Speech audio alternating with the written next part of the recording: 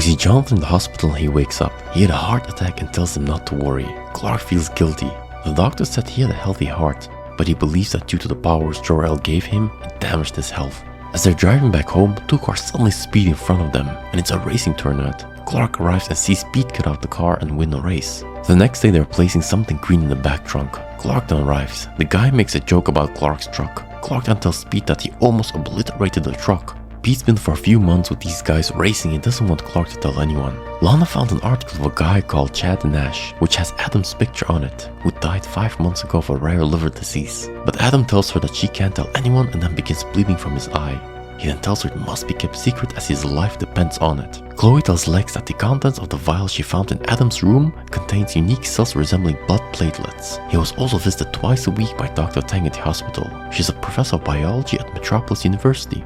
As PDP's driving, Clark stops him and reprimands him for using kryptonite as booster tanks. Pete gets angry and doesn't want Clark to take away the only thing he's good at. He wants to get out of Clark's shadow, but Clark wants him to stop recklessly racing. Clark then tells his father that Pete's hanging out with the wrong crowd. That evening, Dante tells Pete that he must take a dive as he's been winning all of his last 6 races. They've bet on the other guy. The race then begins and the cars go fast. Pete lets the other guy go ahead, but then he used the nitro anyway and ends up winning the race. Dante then grabs Pete and tells him he lost $20,000. Pete has to hand over the car and pay him that money back. Otherwise, they will take his life. Lex arrives at Dr. Tang's lab, asking her why she visited Adam at the hospital. She says that the amount of money his family funnels into this university doesn't give him the right to talk like this. When he asks her about the blood research on Adam, she avoids answering any question. At the hospital, Racing Pete is visiting Jonathan, and as he leaves, Clark asks him if he's okay. He then tells him what Dante did. Clark tells him to lay low for now and he'll figure out something. When Clark goes to the garage, he sees different plates within the locker.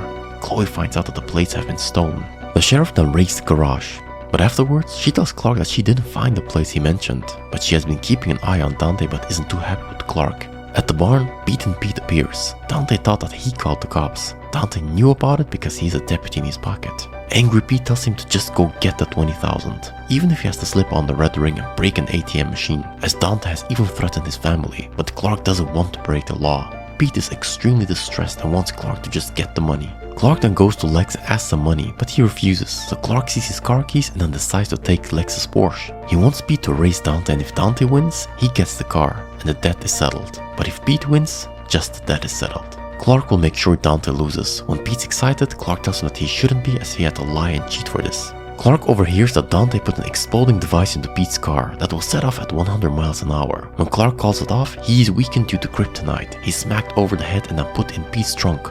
They begin racing, but due to the kryptonite, Clark can't move. Pete goes ahead and uses the boost and almost is nearing 100. But then the liquid runs out and Clark regains his strength and then punches the car, which destroys the brakes and the fluids begin leaking. But this in turn causes Dante's car to slip and then tumble. They then look at the wreck in distress. Dr. Tang's funding has been cut off. Lex says that it is the result of illicit drug testing. She's lucky that no federal charges have been pressed. However, he will double her funding if she tells him where the blood platelets come from and what she's been doing with them. We then see Adam waking up and his skin looks off whilst he injects himself. Lana asks him if he's alright. Adam says he's fine and wants her to forget all about what they discussed. But Lana can't leave it alone. He then threatens her if anyone finds out. Lex knows Clark took his car and returned it, but doesn't tell him he knows it's him. Jonathan's back home. He tells Clark that he knows that his heart weakened because of the powers he was given by Jor-El, but he has fully accepted the consequences. He does not regret it. Pete arrives to apologize, but Clark is displeased for things he did and that someone even died. Pete says that this will never happen again. When Pete wants to be optimistic, Clark doesn't want to play and talk. He heads back inside, and sad Pete leaves.